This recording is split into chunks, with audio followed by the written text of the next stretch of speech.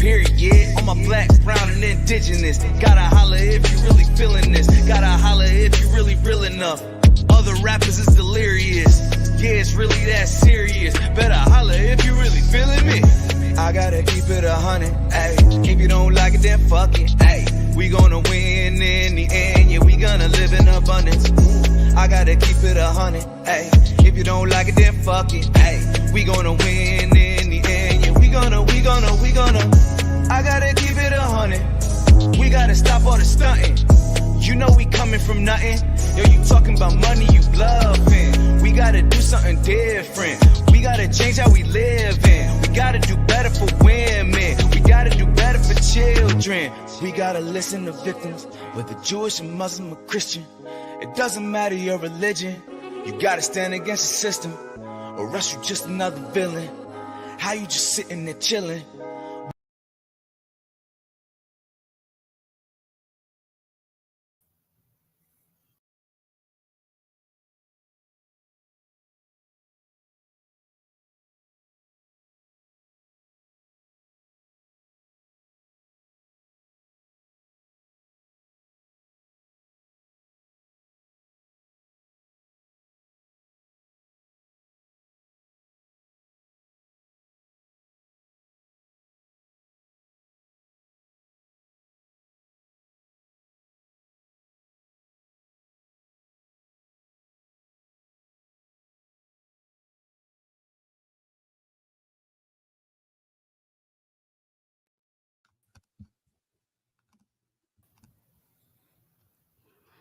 Hello, everyone. Welcome to another episode of Jabari Vlog Podcast.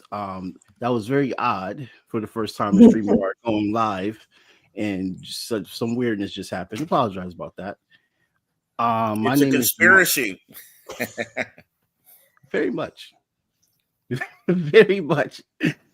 My name is Jamar Jabari, and I am here with Alex Suarez, and we're going to be interviewing Rebekah Jones. Alex Suarez, you said you wanted to have a good introduction, so go right ahead. Well, actually, before I introduce her to the show, could you play that video we talked about real quick? Yeah, no problem. Just to give people an idea of what happened to her, and then, of course, in her own words, right after I talk, she can talk, and you can ask her whatever you like. No problem, my brother. Let me play it right now. Get it right here on screen.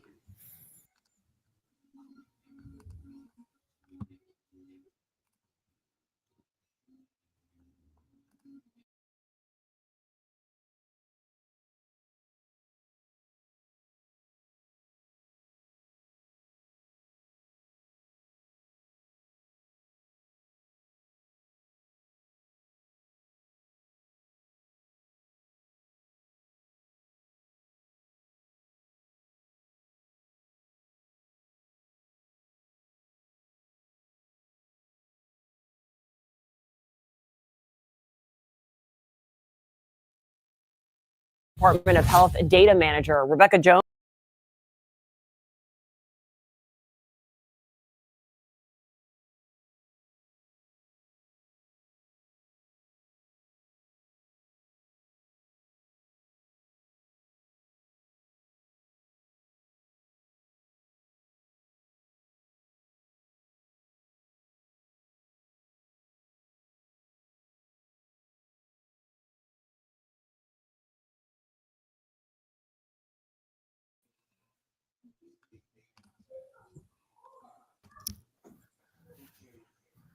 Technical difficulties.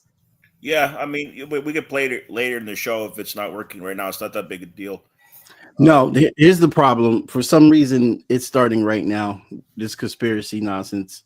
Literally, everything was working perfectly from the beginning, and now all of a sudden, it's not. I have the video up right here, so I'm just going to put it on. Like everything was perfectly fine, and now it's. Well, let me describe what happened in the video, and then go ahead and present her to our audience. So the video is a brief video. It shows footage of a SWAT team encroaching on Rebekah Jones' former home here in Florida, and they literally are pointing guns upstairs where her children are, and screaming, and she's yelling out to not, shoot at her children. And this just shows the terrorism. If you want to talk about domestic terrorism, this shows the terrorism of what the DeSantis regime here is in Florida. This is a fascist regime. We know that, as well as Trump 2.0 in the White House, which we're going to see in the coming months. And I just wanted to speak from the heart and to talk about the importance before she comes. I mean, but she's on now before she speaks this evening, and talk about the importance of forming at this time a united front against efforts like this, intimidation efforts. And that united front at this time in history should include socialists, Greens, progressive Democrats. We all need to work together at this point, put differences to the side, and form that united front against fascist menaces, whether they're in the formation of the DeSantis regime that forced Rebekah Jones to flee after that, or in the Trump regime. Obviously, Trump and DeSantis are close allies. So Rebekah is a very brave woman who I admire. She's a whistleblower, and she deserves to have her dignity and her voice heard. So that's all I wanted to say for now.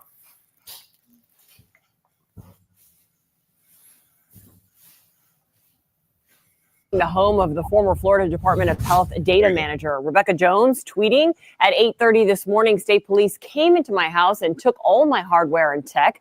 They were serving a warrant on my computer after DOH filed a complaint. They pointed a gun in my face. They pointed guns at my kids. Police, come down now. Bring your children. My children. Hang on, let me clear my He just pointed a gun at my children. Jones posted home surveillance video of the raid on Twitter. It shows agents coming into her home with guns drawn. The FDLE confirms it did serve a search warrant on Jones's home in connection with an investigation that began last month. They believe Jones sent an unauthorized message to Florida's emergency alert system. FDLE says, quote, when agents arrived, they knocked on the door and called Ms. Jones in an attempt to minimize disruption to the family.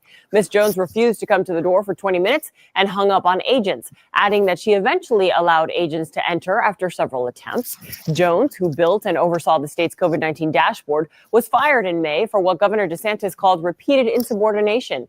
Jones claimed she was asked to manipulate data and refused. She created a competing dashboard on a new website after her removal. In a series of tweets, Jones pointed the finger at DeSantis, saying in part, quote, this is what happens to scientists who do their job honestly. This is what happens to people who speak truth to power. Jones had this to say about the allegations in an interview on CNN tonight.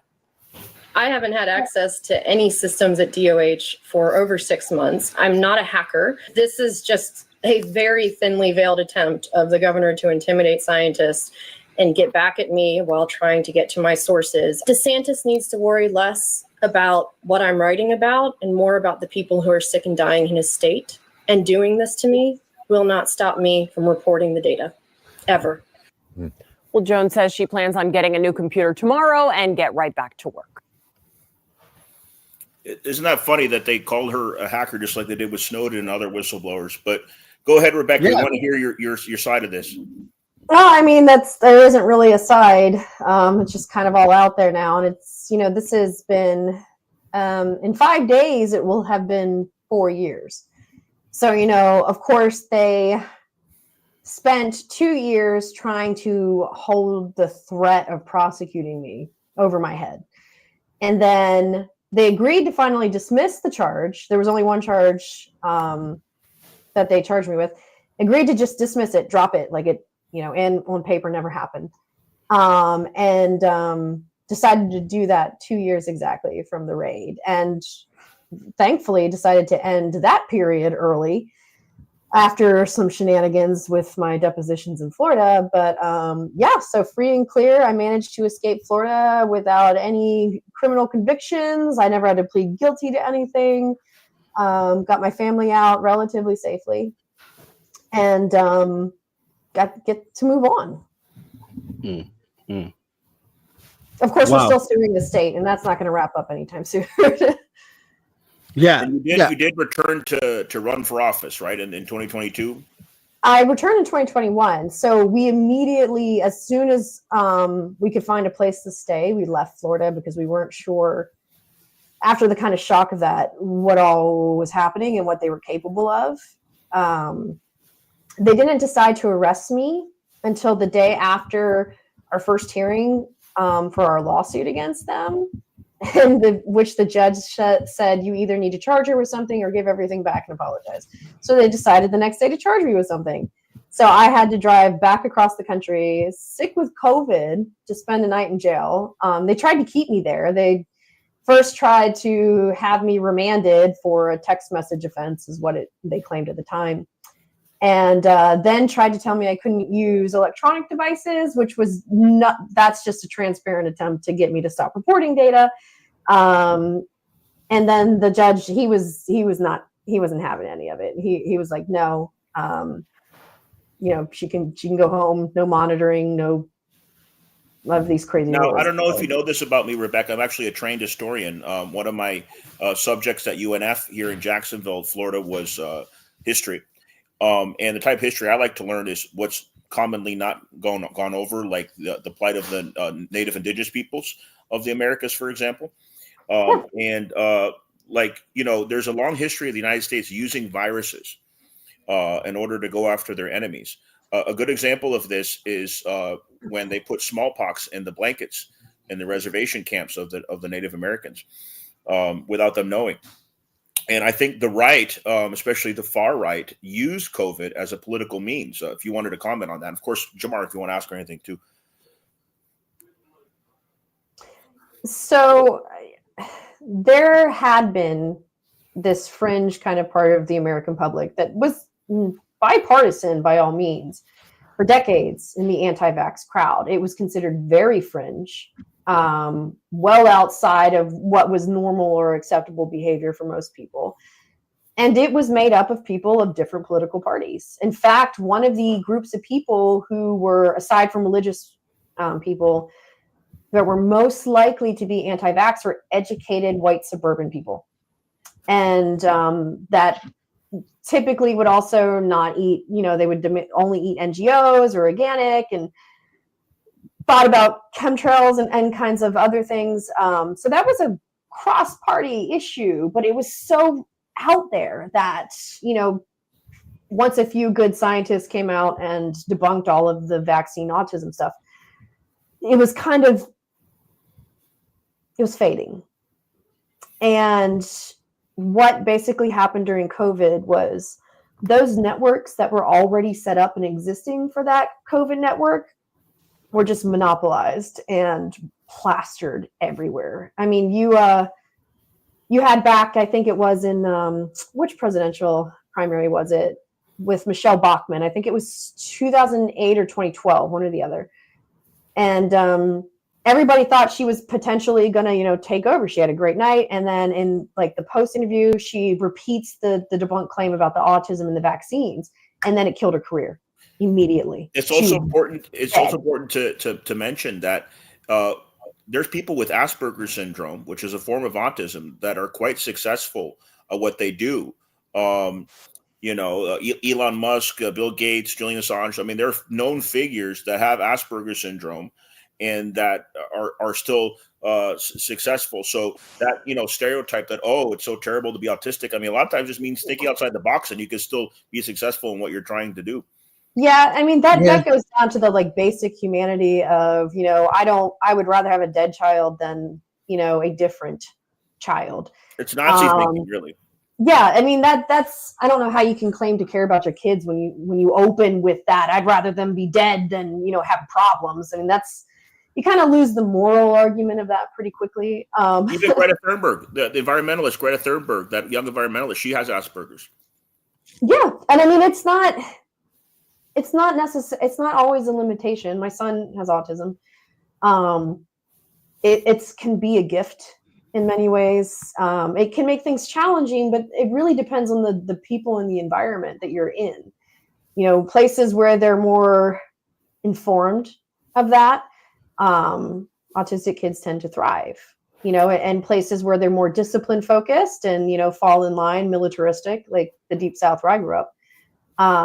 Those kids are left to find ways to cope and exist on their own, with no educational support and, no institutional support. And I think it's worth mentioning that the ADA, the Americans with Disabilities Act, expanded in the 1990s to cover ADD, ADHD, and some autism-related spectrum disorders.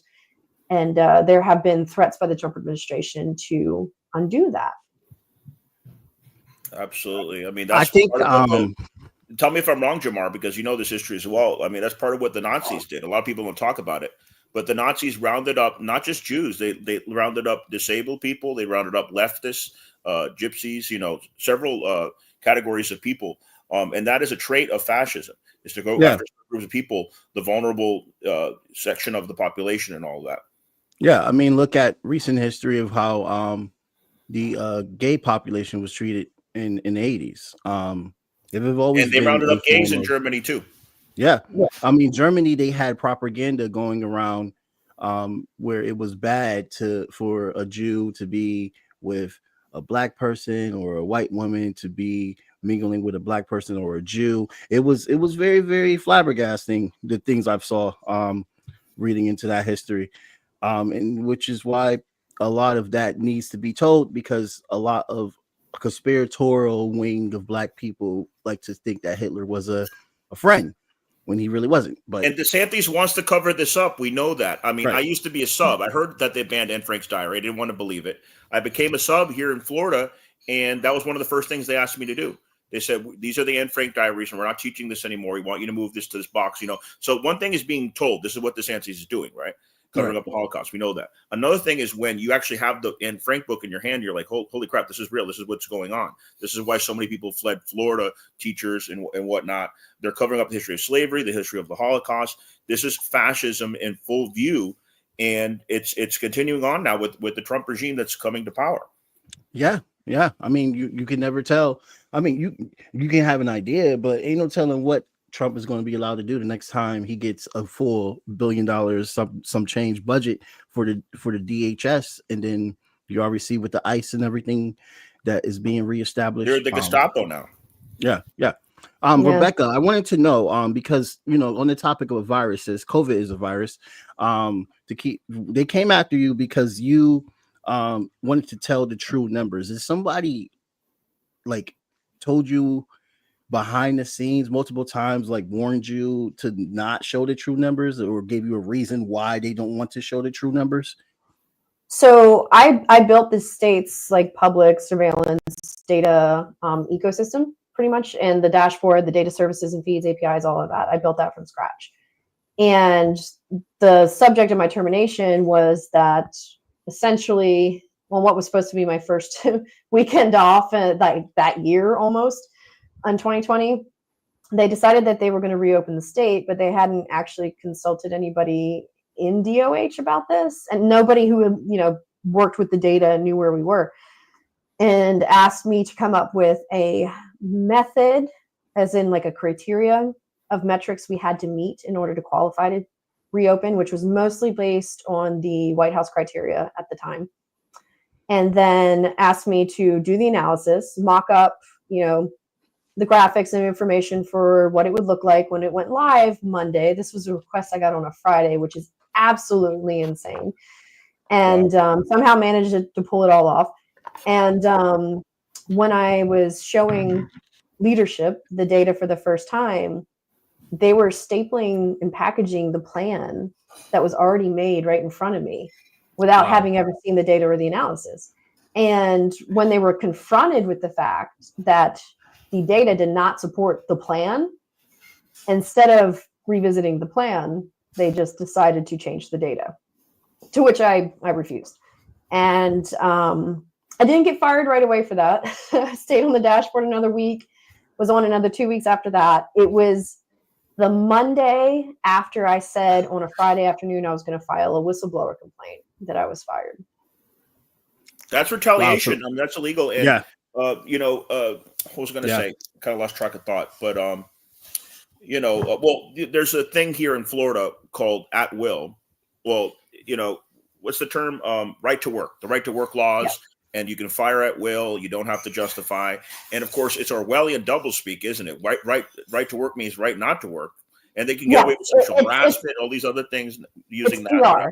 It's just a PR term. And technically that's why I was fired. On my actual termination letter, it said that I was being dismissed as an at-will employee. I was fired without cause. You can fire people without cause, but you can't fire people for things that are illegal. So like you can't fire someone even in an at-work state because they got pregnant, or because they got married or divorced, or any of those kinds of circumstances, a protected class. And so one of the biggest protected classes is whistleblowers. And preemptive firing is a known tactic in employment. Like I said, Friday afternoon, late in the afternoon, I said, I think I'm going to file a whistleblower complaint. Here's what it's about. How do I do this? And then Monday morning, I was fired on my first day off. And that's about as clear as retaliation as you can possibly get. Well, you saw that article I sent you, Rebecca, from The Hill recently, that they're literally, for revisionist history, they're praising DeSantis of how he handled COVID. I mean, the United States was number one, not per capita, literal number one in COVID deaths. And of the 50 states in the nation, Florida was the top of them all. And he was the governor then. And when they asked him about it, he blamed it on Latinos. I confronted him about that when he came to Jacksonville. He said, "Oh, these Latinos." There was a period of time when he blamed it on migrant workers. Wait, he blamed. Yeah, he did. They wanted to try to connect some kind of, immigrants are always the boogeyman, and they wanted some kind of way to further disparage immigrants. But according to like the way that the state does the data, people who were not permanent residents of Florida did not count in the state's total cases. They would count as non-residents.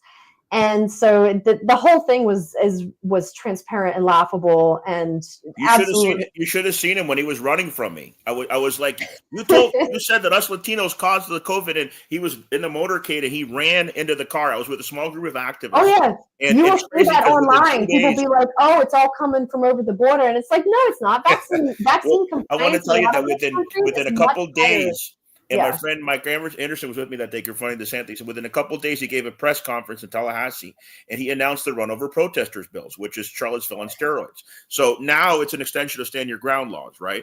Now, if you feel threatened, you can just run over those protesters. But guess what? Within a few months of that being passed, you had all these right-wing Cubans that wanted regime change that took over all the traffic. And DeSantis says, "Oh, they're fine because they're on our side." I mean, that's the hypocrisy that we're talking about. Are you kidding me? And it goes beyond that, too. The stand your ground law apparently doesn't apply universally, even to white people. So there was a case that hasn't been as publicized because I've been kind of weary too much of saying too much because I know I'm the reason why this is happening. But I had a very, very close friend who was also one of my campaign managers. Her husband, who is a veteran, shot someone in the arm who broke into their property at 2 or 3 o'clock in the morning, was stealing stuff. He had been doing this for a period of time, apparently, and he shot him in the arm, and they charged him with attempted murder. And at first, the police cleared everything in the morning. This was on the day before the election. Was he a person of color? Not the day before the election. Is what? Was he a person of color? No, they were both white people, both people involved. Yeah, the only reason why that happened is probably because he was connected to you. Exactly. Like that morning they cleared it, but then the state came back that afternoon and said the night before the election, I'm not kidding, I went there to help him. It was really late. I don't know, between 11 and 2 a.m. I think we were there. They decided to charge him with attempted murder for shooting in burglar at 2:30, 3 o'clock in the morning on his own property. That's classic DeSantis tactics. This is and I was just, that is almost what exactly the stand your ground law was written for, is so that if someone breaks into your house at 2:30 in the morning, you're not going to go to jail if you shoot them. Yeah, you can do under the law. And I'm in favor of self-defense, but you have to apply the law equally. Another example is an African-American woman, actually from here in Jacksonville, Marissa Alexander. The overseer of her case was the same one that gave Zimmerman a slap on the wrist in Sanford outside of Orlando. But she railroaded Marissa Alexander, even when her husband that was abusive to her said, yes, she had to pull the gun out and shoot in the air because I was going to strangle her to death. He admitted it in court. He defended her, and they still sent her to prison, I believe, for 20 years for shooting a gun in the air when her husband's strangling her And so later there was a public outcry and she was released. But, she tried to defend herself and stand your ground. But of course, here we are with a black woman, right? Yeah. And this Wow. guy my friend's husband shot, they found him like in the basement of a vacant home that he had been squatting in. I mean, he's been arrested so many times for like drugs and other crap, with a bunch of the shit that he had stolen from my friend's house over the many nights that he had gone there. He's lucky he only And got shot in the giant, arm. like, hunter's knife, which is what my friend saw when, I mean, he warned him first, but the guy came at him with a, Wow. giant knife, and so he shot him in the arm. Yep. And the guy that he shot even submitted a letter to the court last week or 2 weeks ago saying, I'm not going to participate in this trial. I'm not going to testify. I am not interested in pursuing this. And they still would not dismiss the case. Oh, so this is going on right now. This is ongoing right now. And this was over 2 years ago because it happened the day before Rebecca, the I election. want you to text me when this show's over all the info you got on that, because I'm gonna cover that too. Besides the story, I do journalism as well, so I definitely want to cover that. Yeah, and it kind of goes to this all bets are off retaliatory government. DeSantis was, I feel like, in many ways, the first person who was seen doing it. Now, this kind of shit happens in states like Mississippi, where I grew up, and other places, but people expect that there. They expect everything to be shit. You're not from Tupelo, Florida right? is a big state. And for What it to have part of that Mississippi you from? I'm curious. I grew up in Wiggins, which is like right between, it's off of 49, right between Hattiesburg and Gulfport. Okay, I've been to Tupelo and that part of Mississippi near Memphis, but I haven't been to your part of Mississippi. This is Gulf Coast. So this is Gulf like Coast is farther south, yeah. Yeah. And so, but this guy was under the spotlight because everybody knew he wanted to run for president, and he was doing it anyways. And every person that stood up to him became a problem that he felt like he had to personally dedicate resources to attacking. I wasn't the first, and that's what people don't realize either. Dan Ofelder was the first that he publicly went after. The lawyer who would dress up as death and walk the beaches is a very close friend of mine. He's a great guy. He was trying to warn people that we were having spring break as this pandemic was ballooning, and he was right to do so. And he tried to sue to close the beaches, which we should have done, of course. And DeSantis is still going after this guy. Like, almost 5 years later, he tried to have his law license revoked. He tried to have him sanctioned. He's trying to destroy his life because of that, because it embarrassed him. And that was 2 or 3 months before me. But somebody like Dan Ofelder, though, he's what we call a qualified opponent. So I think with a lot of white men in power, especially the fascist kind, yep, they will go after people they see as worthy of their time. And, of their stature or of their, upbringing. And me, mid-management at the Department of Health, scientist, grew up dirt poor in South Mississippi, was a scholarship kid, to Syracuse, had no connected family or friends in the world, except for maybe one that I met in college a decade before. And yet I was bruising his image and his ego in the process. Well, a lot of this is class warfare. A lot of this is class warfare as well, because these guys, they come from a privileged background. He was DeSantis was high up in the military and all of that, and so they have this elitist bourgeois mentality their whole lives, and they can't stand a working class woman like yourself speaking out. And part of this is that as well. They tried to intimidate you and they couldn't. So there was hundreds. Not to mention, there is hundreds of trans people that have literally fled Florida. I know about 6 of them that are here in Connecticut. And that's not going to, it's not going to help soon, especially with Trump as presidency. One of my daughter's best friends at school, she's in the first grade, but she had the same kindergarten class, and we all became mom friends. Her partner is trans, and she's in the military, and that is their primary form of income. And I believe Trump has already said or implied, one or the other, that he's going to ban trans people from the military as soon as he gets back in. And so, this isn't just like some abstract over there weird people, whatever it is that people tell themselves to make themselves feel comfortable with this. This is like my daughter's best friend's parents. Remember when Jenner was trying to support Trump? He's like, look, I'm trans, but I support you. I'm conservative. And then Trump totally like shunned him, Her, I'm sorry. Yeah. But yeah, I mean, it's a lot of people vote against their own self-interest, and it's for a lot of people sorting their identity into which parts that matter the most to them. So for Jenner, it might be being white. And now, rich. you mentioned also that your lawsuit with Florida may take a while. Is that because they want to stall? Oh, they've been stalling forever. We filed it in, well, it's been 4.5. That's a legal tactic too, to stall. Yeah. Yeah, 4.5. And so we had to go, because I was a state employee, you have to exhaust all procedural remedies in order to move forward. So that meant filing a formal complaint with the HR office, which we did. There's supposed to be a 90-day turnaround on these things. And it was 2 years, a little over 2 years, for that. Just for that. Wow. I didn't get whistleblower protection from the state, which I honestly didn't think I'd ever get anyways, but I did get it. I didn't get that until May, I think, of 2021. It's almost a year. And the HR report didn't come out for another year and some months after that. They gave us the go-ahead to sue, and then we had, 60, 90 days from that. And so we filed that in, I think it was March 13th of 2023. And I know that date because it was exactly 3 days from the day I launched the dashboard originally, that we were finally able to file the lawsuit. And because a week later, they arrested my son for sharing memes on Snapchat and charged him with a felony threat of terrorism. This is mafia. This is a pattern. Mafia. Yeah. This is mafia level intimidation. What DeSantis is doing.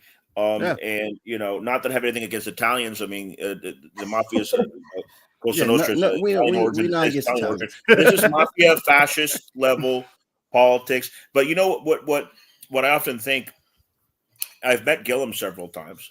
I think he would have been, and you're not too familiar, Jamar, but this a few years ago, Gillum, it was 2018. Ran I know who DeSantis Gillum is. Here in Florida. He would have been a great governor. They called him a socialist if it was a bad thing. And he was very progressive. He was mayor of Tallahassee. He transformed Tallahassee. He was a great leader. He got caught up in a scandal later, but I think he would have been a great governor. And I often think, would my comrade, Jack Lieberman, who died of COVID in Miami, in North Miami, he worked in North Miami. He lived in Broward, in that area. And he passed away from COVID. And he marched with Dr. King when he was a teenager. He was one of those Jews that went down to the South. That was a progressive, and we all probably know people that died from COVID. But I think sometimes, if Gillum had won instead of DeSantis, I mean, come on, the situation would have been dealt with completely different. Florida would not have been number one in deaths. It does depend on which time period you're looking at for number one in deaths. For post-vaccine 2021 Delta wave, yes, they were horrendous. But that first 2020 year, they were mediocre, slightly bad. So it really does kind of depend. It got worse over time. That's true. Yes, it got worse over time, which is the opposite of what everybody else was doing, and the opposite of what you'd expect after a vaccine is available. But I mean, there are so many things that, if they could have just a few more people voted, and not just in that election, and some other key ones too, things would have. Well, the feds had a bullshit investigation against Gillum during that case. The ethics investigation. Yeah, that they should have dropped then. They dropped it later on, but by then it was he won too that. late. He won that, and the guy that set him up, oh my God, Enrico. He's one of those Proud Boy associated people. I can't remember his last name. I think it starts with a G. He was convicted. What? Talking about the dude that was with the feds. He was like the leader of the Proud Boys, something like that, right? He was Latin. Yeah, something like that. I forget what his last name was, but I've written about this. The Andrew Gillum thing was always bothering me. The point that I realized that something was very wrong, and this was before, I mean, Gillum was 2018. Nobody knew who I was in the whole wide world until 2020. So this was years before, I knew anybody. Was when those photos started circulating online of Gillum passed out, drunk, naked. That it still sickens me that people are using that online. If there was a woman who was passed out, drunk or on drugs, naked, and you started sharing pictures of her online, you bet your ass would be banned and you'd be in serious trouble because that's illegal. It's a crime to do that. Yep. And yet somebody was there and took them. And apparently some of the people that are associated with that gentleman were staying at the same hotel. The person that he was supposedly seeing there was associated with those people as well. And the guy fully admitted, he's like, look, I got a drinking problem, but he has been, and to this day is still adamant that he was not doing drugs. So if someone he was probably drugged without realizing it. Somebody put that's what I'm saying. Like his drink, and also they're he's going after willing to admit plenty of faults and own up to who he is, but he's like, I was sober from at least drugs at that point. And there's no reason to admit to literally everything else, but not that. It is horrendous and just depraved to show those pictures, but the fact that they were even taken and that situation happened I've never seen the image, and I would never want to see it. You don't want to. It's sick. It's like I will sometimes be writing about something and then a reply will be that, and it's so messed up. But I mean, everybody's remembered the first thing DeSantis said when they asked him what he thought of the primary victory of Gillum in 2018. I was going to FAU at the time. The very first words out of his mouth is, "Let's not monkey this up." Yeah. Are you kidding me? Yeah, and I obviously I'm not a Republican and never have been. So I was very pro Gillum. I lived in Tallahassee. I was very happy with him there. Lived there. Okay. Yeah, I moved to Tallahassee to start my PhD at Florida State in 2016. Nice. And that's what eventually I landed the job at DOH years later. I've been there a couple of times. But so I was very pleased with him. And DeSantis ran this just absolutely batshit crazy primary campaign. The commercial with like the build the wall, I was like, oh my God, I hope somebody calls CPS on this family because he used the kids. He used his kids to justify the racism. It was incredible. It was horrible. And that race was so freaking close. Oh, it was extremely close. And Trump has already in Gillum, he would have won. Trump has suggested at multiple points that he intervened in some way to help DeSantis in 2018, never elaborating on it. But those two do not like each other. They hate each other. You can't have two people who have as big of egos as that and who both believe in their divineness competing against each other for attention and for power. This sounds like a classic Anglo-Saxon rivalry. This is what Anglo-Saxons do, people. Yeah, kind of. I mean, publicly privately they hate each other. I've said that too. Yeah. So I wrote like a whole piece about how like MAGA, as Trump Gates is inherently and almost fundamentally opposite of what the DeSantis and what we call the neo-MAGA group are. What Trump wants to do is just get rid of federal agencies. Let it up to the private world, they'll sort it out, which is obviously not a great thing. Yep. But it's about dismantling centralized government, weakening centralized government. DeSantis is the opposite. He wants to consolidate power, grow the power of the state so that they can execute what he wants to do. That's what he did with every single state agency in Florida. That's what he did by co-opting law enforcement to go after pretty much any whistleblower in the state who stood up to him. I mean, he wants all the power, and Trump just wants to break the central government. And he wants his own special powers, but he doesn't want Congress to have power. He doesn't want, the Fed to have power. He's like, companies can run the world and it'll be great and fantastic, which of course is not true, but that is fundamentally different from what DeSantis wants. DeSantis would have the biggest government you can imagine, and it would all be bending to his will. I wanted to ask Rebekah Jones one last thing. I have to leave the show a little bit early. I don't know if you're familiar at all. I've never had a conversation with you about this with the Uhuru movement, but they are a internationalist African movement. Their base is in St. Pete, Florida, St. Petersburg. The FBI raided them a couple years ago, and they found no evidence of the claims against them. I think that they're victims of the state as well, of the federal government. If you wanted to comment on their movement, not necessarily knowing much about them, right? A lot of people don't know much about them, but just the fact that they're being intimidated by the state because they hold political views that aren't popular among many groups. Yeah, look what the pro-Palestine movement has run up against in this country. It feels like insanity, like that everything, the rules are different for for just this one group compared to everybody else in the world. I mean, you've got Democrats signing on to legislation to declare pro-Palestinian groups terrorist organizations or terrorist supporting organizations so they can revoke their tax, exempt status, and absolutely batshit crazy that you can't even talk about a genocide, a UN decreed by every possible measure ICC as well, a genocide, yep, without the threat of losing your job or losing contracts or being canceled. There is definitely a movement in this country for that. So while I'm not familiar with the specific group that you mentioned, it wouldn't surprise me. But there is a very clear difference from what I experienced and what somebody from the FBI or subject to the FBI investigation would experience. And part of that is because if they had let the FBI investigate me, or if they had moved my case to federal court, would have been dismissed like that.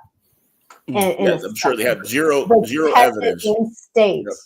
Yep. So they could control the entire outcome.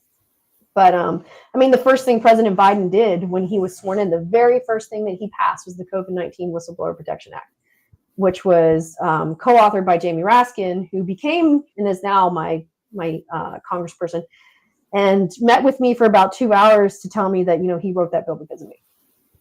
And so that was the first act. So there was no question that had been an FBI case or moved to federal court. I wouldn't have had to wait almost 4 years to be able to say, you lost, the state lost. And a lot of these Democrats do it for political convenience because Biden used the COVID thing to say, oh, Trump, you did a lousy job and got a lot of votes as a result of it. So, when these things get passed, they don't necessarily do it out of the goodness of their heart. But of course, if it's beneficial, that's a good thing. Yeah. It's political, yes, but I was the most famous, especially in that moment, because I had the whole raid, the move, everything had just happened. But there was Dr. Rick Bright, who's a good friend of mine. He was a federal COVID whistleblower very early on. There was Eric Fingal-Ding, who was on the White House task force. There were a lot of people across the whole country that were really wanting to tell the truth about COVID, whether they were federal contractors or state employees. And that was seen as this symbolic move of, it couldn't do anything to protect me after the fact, but it was seen as a symbolic move of saying, look, we're going to stand for, not raiding people's scientists' houses in this country. Absolutely. And I hope you can return here to Florida soon and that we can maintain this united front against these fascist forces. Thank you so much. Thank you. It was nice to meet you. Oh, all right. I'll talk to you later, Alex. I'll see you later. All right. Keep up with the show. Keep up with the good work. Yeah. Do you have 10 more minutes, Rebecca? Yeah, I want to get right into Florida real quick. I want to get really deep into Florida. Not as deep, but so I want to know exactly, just for the listeners, and this is why I'm trying to get the YouTube channel up, because Facebook has really good traction, and these are conversations that sometimes Facebook demonetizes, posts, whatever. I'm trying to get everything up. So I think this is important. Whenever you hear this on Spotify or wherever, guys, if you have any questions and please add on the chat in the comment section, because I see there's about 6 people here. So if you got any questions, definitely ask. Of the women's rights in Florida, the abortion after the abortion, after Roe v. Wade was destroyed by the Senate, and Florida was one of the most, the Florida administration, DeSantis administration, was very proud of that. Is Planned Parenthood absolutely dead there, or is there any type of like alternatives? No, I get you. So in 2022, obviously the majority of people in Florida want there to be choice, 58 or 9% of the Floridians voted on that and said, yes, we want abortion to be legal. And it didn't quite reach the 60% it needed to become an amendment, but the overwhelming majority of people supported it. And that's even after DeSantis had to weaponize multiple state agencies and spend tens of millions of Florida taxpayer dollars to suppress information about it and then mislead the public about what the amendment was. And so, I mean, even after all that, they were only 1 or 2 points shy of making an amendment, and still the majority voted to approve it. But initially, he said he wasn't interested in having restrictive abortion laws. He said they would do 12 or 16 weeks, which they did. And they would leave it at that, which was going to be challenged. Everybody knew that. But then after Roe fell and after the 2022 election, they changed their minds very quickly and passed the essentially near total abortion ban at 6 weeks. And so that was challenged and kind of put on furlough. And now, oh boy, now there's no real statute or clause that's preventing that from becoming law. And we know from other states, Georgia and other places, that women are dying. Texas, most of the states that have very oppressive laws, they're dying in parking lots of hospitals or at home because hospitals refuse to treat them because the laws as they are written, an abortion is something that occurs. It's not necessarily induced, but if you're having a miscarriage and you assist in a miscarriage, is that an abortion? And the doctor's going to go to jail. And of course, they're not going to go to jail. They're not going to risk their own careers and their own safety and lives for that. And it's not fair to ask them to. It shouldn't be that way to begin with. So there's a lot of uncertainty about it. But if it stays this way, which it probably will, that will be catastrophic for women. Yeah. And it has been in every state where it's been banned. I grew up in Mississippi. We off and on had one clinic. Like there was one in Jackson for a few years, and then it got shut down because they passed some like emergency admittance law, which was the old fashioned way of trying to shut down abortion in a state. And so you either had to go over to Louisiana or Mobile. Mm. And I mean, I drove girls over to Mobile in high school so that they could go there because their family wasn't supportive or the boyfriend wasn't supportive or whatever. And they just didn't want to be alone. Mm. And, even when we went there, we were met with the crazy people outside that will literally go bang on your car window, try to slip things into it, stick them to your window. It was absolute crazy. And it's devastating for every girl who goes through that and every woman who goes through that and doesn't owe anybody an explanation. And a lot of women are going to die. A lot of women are going to die. So I definitely wanted to talk about that because I think a lot of people don't really know what's the impact, and only people that are paying attention actually know. Or grew up in a state where it wasn't legal like I did. Right. That's when you see how it really impacts people's lives, how it crushes people. Here in Connecticut, we have here in Connecticut in New Haven, there is a Planned Parenthood that in the past, when I first started doing more grassroots work, we used to do a clinic defense every single Saturday morning. We will come up at from I think 8 a.m. to like 10, sometimes 12, and we will escort the patients to Planned Parenthood when they come up to the drive-through and everything, because these fanatics will literally block the drive-through. Oh, yeah. Now this is Connecticut's a blue state, so I can only imagine what type of turmoil these people had to deal with in a red state where it's literally like, in Alabama, I mean, and the thing is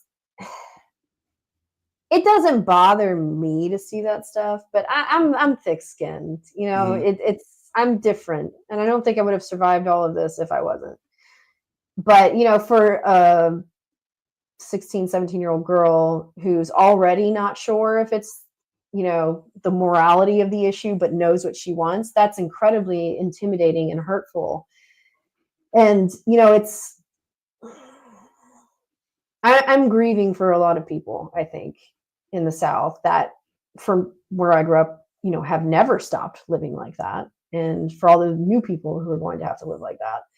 And It's really unfortunate. I mean, I was pregnant when I was a teenager. I was 19 years old. I was in college when I got pregnant with my son. I was 20 when I had him, so I wasn't a teen mom. But that's pretty close. And I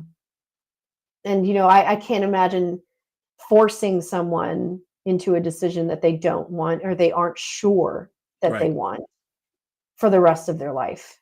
And especially when it comes to another human being subjected to that, it's unacceptable. It's disgusting. Honestly, these people, I hate them. So like I try to be like more loquacious and they go through all the polite political talk, but you're telling me that I'm not a human being capable of making my own reproductive choices. You know, I have an IUD, but what if it failed? And what's dangerous with DeSantis compared to Trump, DeSantis is an actual lawyer. He went down the street to Yale. I live behind Yale. He went to Yale. And so he knows how to craft these laws that he's doing, which is, like you said, very personal from what I have studied. He knows how to craft all these laws in ways to make it look like, well, this is not what's going on, but this is what's really going on. And that's very, very skillful. When you're a politician, a governor, and you're able to do that as well, too. A lot of these governors in the red states are not as talented as he is in when it comes to that regard. I think you give him a little bit more credit than he deserves. He was a baseball scholar, and that's how he got in there. So, and I mean, every single one of these lawsuits, these cultural war lawsuits, he's lost. He can't even beat me. I mean, I don't know how skillful of a lawyer he is if he can't even beat me, and I'm nobody. And so it's like, he's not that skillful. They're always surrounded by people who are more skillful. But even then, with the combined forces of him and his administration aren't enough to win a single one of these culture war lawsuits. That gives me some hope right there, because I'm not going to lie, throughout this year in 2023, the most craziest interviews I have been on this show is people from Florida. I had a friend that was forced into a cult and is also trans, and was literally, when DeSantis started dropping those laws, they had to get out of there and stuff like that. What Alex just mentioned about Gatella from the Hoover movement. There's so many. So this is just insane what I hear going down there in Florida, and it gives me fear, because here we are. This will be the last question, because like I said, I don't want to take more of your time. Here we are in a country where, they didn't want to reveal on the news what was the real polls in the polling, and the government itself actually showed themselves, didn't want to show anybody else what the polling was. It was actually hidden. It just came out that Hillary wasn't as popular as they thought she was. So because of this election, we have a Republican majority Senate and a Republican majority House, and also Republican in the White House. But I think this is the first time I have actually lived in my 30s and seen this, because I don't recall seeing this and living and being conscious of my government. So I don't really know what to expect, but I do like that fact that DeSantis is not really friendly with Trump. So I hope that a lot of the influences. There's a whole history there that I maybe possibly played a role in. But everyone's got monsters, and I don't think I should be blamed for making sure that mine didn't get any further than where he was. And you had to do what you had to do. You decided to be truthful, and just like Snowden, just like Assange, and all them after them, Mamiya, just like everybody. This is literally what happes. Well, not to throw shade, but when I knew I was probably going to jail, I stayed and fought. I didn't flee and defect to a hostile foreign nation. No, as you should. Look, you got to do what you got to do. So that was a very scary video watching. And I can't only imagine like what you and your family went through. So I'm happy that you guys are in DC and when you're safe. And I really, really wish the best of the outcome, like there'd be a speedy lawsuit and you actually get what you deserve, because that's absolutely cap. what transpired, and they're dragging this out because they know they're wrong. This is Oh is yeah, the they know they're pattern going to that the state lose. does. Yeah, Like I am not supposed to reveal kind of what's happened in depositions, Right. because of the law, which is weird Right. to me too.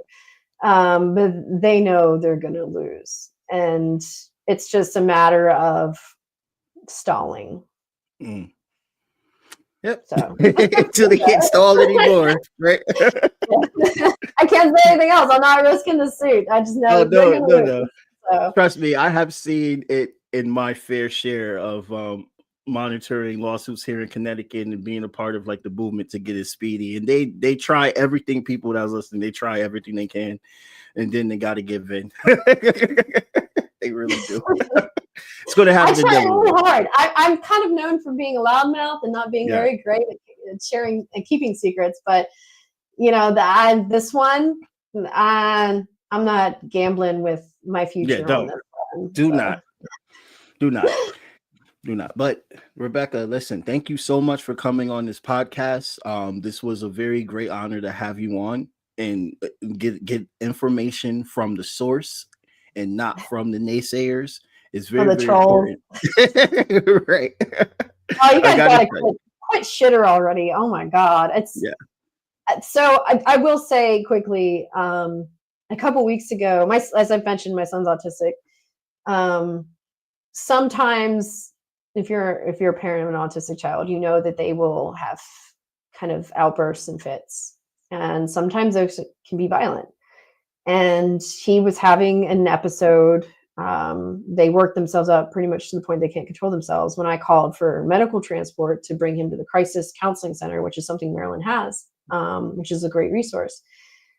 These motherfuckers online stalk me so intensely that they go and search. It has to be every day or every other day, every corner of the internet for any mention of my name or my address, because within 2 days, Brian Griffin, DeSantis's press secretary, who cosplays as a muscular Jew on Twitter, posted the transport call request. Now, it wasn't a crime, so there's no police report. It was a medical transport call. All it has is the log, and published it as if it was like some gotcha thing. It's like, yeah, my son was having a mental crisis. I called for help. And you are publishing this to the internet because you haven't tormented my child enough. He's 15 years old. It's like, you people are fucking sick. But you know, they posted the longitude and latitude of my address with that. And I reported it as, you know, personal identifying information. I don't know how more exact you get than the coordinates of my bedroom. And of course, they don't take it off because DeSantis and Musk were buddies. And they all get a pass for some reason. But I was like, that was my child. And you think that this is a thing that you think you got me with? It's like, right. I mean, even the comments under are like, dude, I like some of your stuff, but you're obsessed with this, and this is a kid. Like, what is wrong with you? Even like his own people are starting to be like, this is messed up. And it's just, after that happened and, you know, Twitter refused to do anything about it, I was like, fuck this. You know what? I'm not feeding this. I'm not participating. I'm not doing the good fight. I can do that elsewhere. Right. It's like, if anybody wants to find me, I'm on these other places. I've got, I don't know, up 300 and some thousand followers there. So if you want them, let me know. You can have them. If somebody else wants to go do the righteous fight on that website, you are more than welcome to take my handle and do it. But, I'm not going to be part of the profit machine that's giving Elon money for DeSantis's people attacking my child. Yeah, I mean, we're seeing privatization at what it is. Privatization is literally the gateway to fascism. It's straight up. It's literally the way it is. And they get to do.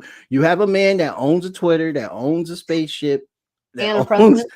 Electric computers, owns the president now, and it's like, this should not be a thing, but it is, because we don't live in a true democracy. And it couldn't be like, you know, somebody who's highly intelligent, intellectual, empathetic, hardworking, working class person. No, of course it's an apartheid emerald mind baby who's never Right. had to really work for a day in his life, and apparently was an illegal immigrant at one point. So it's like that's the guy. Okay, Yeah, that's great. his father made wealth off of exploiting Zimbabweans and benefiting Yep. off of apartheid South Africa, and Yep, it's and soon to come to apartheid America. So yeah. So so I definitely am seeing the patterns. Lastly, I got to say, when even the whole the bathroom thing, it reminds me of a Jim Crow era. It really does when black stupid. people weren't allowed to use the bathroom, like unless they were in the bathroom that said blacks only. So we are definitely stepping into a new way of just using social issues to control people adjacent from the past, which was mostly founded upon race. So It's weaponizing religion again, which was, Right. has been a tool that's gone in and out of circulation. right. But, I've been a woman my entire life and been using female restrooms. Occasionally, if they're full, I'll use the men one. I don't really care. I mean, Right. you're taking a piss. Like, who the fuck cares? But I have never looked at people who are in the bathroom for the more than like a glance if I'm like trying to go to the door, much less Right. cared. I mean, women's restrooms, we don't all piss in front of each other like you guys do. It's weird. Like, I don't understand that to begin with. Like, we have stalls. Everybody goes into a stall. It's a private space to use the bathroom. It's like, Right. I mean, there are some people who do some weird stuff in there, I'm sure, that are born women. But it's the whole like Nancy Mace thing. The funniest thing that happened to me out of that was because, these people claim they can always tell, and, they know and they're harassing actual women who, trans or not, are women because they can't tell. But they actually, the two pictures that they chose, everybody thought Nancy Mace was the trans person. Oh wow. Yeah, and I was like, I hope you are eating your own medicine here. It's like, it's a fucking bathroom. I don't care about the bathroom. I don't care who uses the bathroom. I go to Congress all the time for events. And you know what? I go in the bathroom and I don't look at people. I don't check under the stalls or whatever it is that you think that we do to each other in there. You go in, you wash your hands, you go out. Yeah. And that's the whole experience there. But I really don't care who's in there, even if it was a guy, and his little girl in there. Like, my husband used to take our kids when they were little to the bathroom. If he wanted to take my daughter, he'd take her into the women's room probably. And are we going to freak out because he did that? No. It's like he's a man taking a little small child. It's just worrying about shit that does not matter. While most of this country doesn't have enough money in their savings account to deal with one unexpected medical, car, home bill, or even out of the ordinary electric bill. And, people are starving and in poverty. I mean, I think we're at like 18% child poverty in this country. It's insane that they think I care, or that anybody cares more about who's pissing in which stall or cubby than the real problems that Americans are facing day to day. But that shit plays. It plays. The boogeyman always plays with conservative people or even moderate people who think that this is an actual real problem we're experiencing and not just bullshit. It's manufactured outrage. It really is. I don't believe half the things these people say that try to gaslight this argument. I don't at all. I met a person when I was running for Congress, and she swore to me that Gulf Breeze Middle School had litter boxes in the bathroom for students that identified as cats. She fucking swore up and down. I was like, my son goes to Gulf Breeze Middle School, and I guarantee you, if there were litter boxes in the bathrooms, those boys would be doing a lot of very interesting things with it and sticking it to the walls and God knows what else, clogging up the toilets. They don't have that. She was like, but I read. I was like, where did you read? Yeah. Where did you read that your local middle school had cat litter boxes? And she could not recall. I was like, so you can't recall a single person that actually works there or has a child there who's told you this, but you've accepted this to be true. She was like, well, I know it's somewhere. And I was like, do you know where? And she was like, well, it's somewhere. I was like, but it's not here. And you're not sure where. So is it really a problem? And these are disinformation tactics that everybody heard. And it ignited their transphobia because of that. And this is the same pattern of how they did things in the Jim Crow and Nazi Germany, where they used propaganda because they knew that they couldn't win on the, okay, we just got to kill them because they're Jew or just because they're black. We got to think out reasons of why they have we have to be. make it seem like it's based on some kind of science or math, you know, oh, nature, blah, blah, blah. I was like, you know what? I see nature videos of all kinds of weird, freaky things that nature does when you don't think it's doing it. So that's really not a good basis. But, you know, I would like us to have a phobia of icky men who say weird and creepy things to women and, you know, act inappropriately. Why don't we have that phobia? Like, transphobia, gay, you know, homophobia. I was like, I just want a phobia of icky men who don't recognize the boundaries and say and do gross things that are creepy, you know, and we have a phobia of that because it seems like that's who's running everything. And that's who we need to ostracize. But definitely. Well, Rebekah, I don't want to take up any more of your time because I know it's about to be 10 o'clock and that's my bedtime too. We all got bedtimes. So once you're in your 30s, you have a bedtime. It's very strange how that happens. Right, definitely. So people, please, lastly, donate to Power Relief Fund. It's on Instagram. I deleted the information by accident when I was trying to put in new information. But Power Relief Fund, just Power Relief Fund on Instagram to help displaced kids in Gaza. I have to remember to always say that. They're helping over 100,000 already, and probably even more than that, with supplies, tents, whatever they need to survive. So please donate to Power Relief Fund. And Rebekah Jones, donate to Power Relief Fund and make sure that you are constantly reminding your local, state, and federal representatives that you do not support American tax dollars bombing children. Yes, that too. I was in a group chat on WhatsApp, and there was a total campaign throughout the year of just Muslim leaders and supporters constantly tallying up, making sure that everybody keeps calling. You got to keep doing that. I literally I can't do it every day, but I definitely do it more than 5 times a day. I'm not a day, a week, more than 5 times a week. Jesus, I said a day. It's important. So thank you so much, Rebekah Jones, for coming on, and Alex Suarez. He dipped out fashionably late, and then he's fashionably leaving, but whatever. I love you, man. You a great guy. Thank you so much. And please, the description in below has her information on how you can donate and support her. And also don't donate to me. Blue Sky. Sorry. Yeah, you can follow me on Blue Sky and Threads. Don't donate to me. Donate to help people. People. Okay. No problem.